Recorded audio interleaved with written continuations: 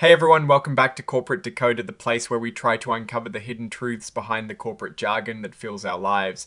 Today we might have a small leadership shake-up and a financial report that tells a story. So let S dive in. Sometimes a simple form like an 8.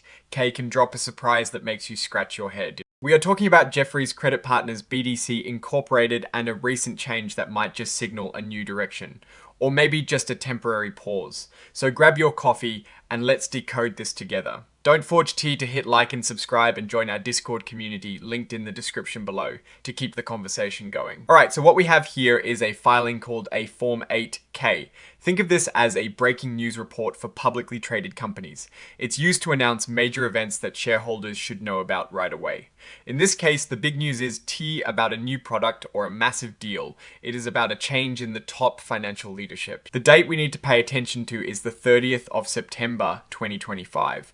This is when the main event happened. This section of the filing is where companies announce leadership changes, and that's exactly what Jefferies Credit Partners BDC Incorporated did. So, the Chief Financial Officer, or CFO, Mr. John Dalton, has stepped down.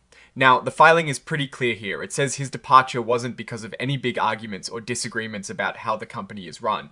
This usually means it was on good terms, perhaps a personal decision or a move for new opportunities.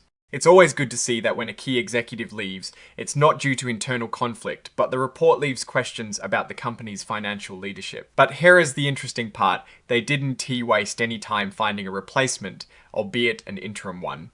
Mr. Ryan Shindale has been appointed as the interim Chief Financial Officer, also starting on the 30th of September 2025. This means he is stepping in to keep things running smoothly while they look for someone permanent. Now, who is Mr. Shindale? He's 33 years old and is already the global head of fund accounting at Jefferies Credit Management LLC, which is the company's investment advisor. So he is definitely an insider and knows the financial workings of the organization very well.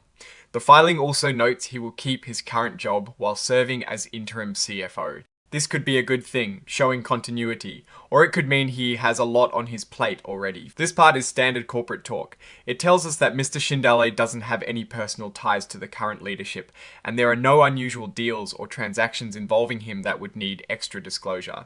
This is to ensure transparency and prevent any perceived conflicts of interest. The investment advisor is essentially saying, don't worry, we've got this.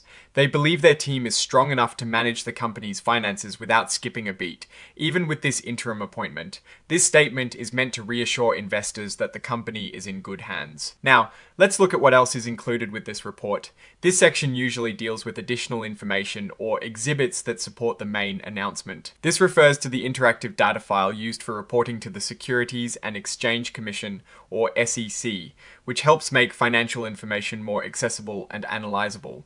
It's like having digital tags on all the important numbers. This is the official sign-off, confirming that the report is accurate and has been authorized by the company. And here we have the signature. It is signed by Adam Klepak, who is the General Counsel and Secretary.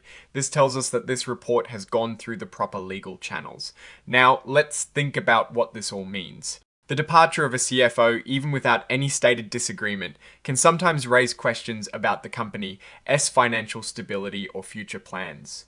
However, appointing an interim CFO who is already an insider and knows the company's financial operations intimately suggests a desire for continuity and minimal disruption. The fact that Mr. Shindale will continue his role as global head of fund accounting indicates that the investment advisor, Jefferies Credit Management LLC, feels confident in their team and believes they can manage the workload.